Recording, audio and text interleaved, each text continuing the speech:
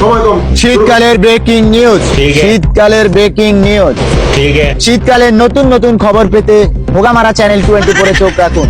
ঠিক এক আছে। সূত্রে জানা গেছে চৌধুরী বাজারের আশপাশের মেয়েরা টানা 1 মাস ধরে গোসল করে না। আচ্ছা। তাদের গায়ের গন্ধে মুরব্বি এবং বাচ্চা কাচ্চা অনেকে আজ হাসপাতালে ভর্তি আছে।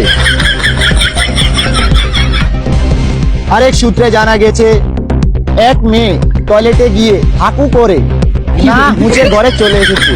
পানি ঠান্ডা দেখে সে আর মুছে নাই। এখন তার স্বামী গন্ধ দেখে তাকে তালাক দিয়ে দিয়েছে। এখন সে বাপের বাড়ি আছে। মুখের ভিতরে ঢুকে দেখা ঢুকে যে মুখের ভিতরে। মাদ্রাসার মেয়েরা গোসল না করায় তাদের গায়ের গন্ধে মাদ্রাসার প্রধান শিক্ষক আত্মহত্যা করেছে।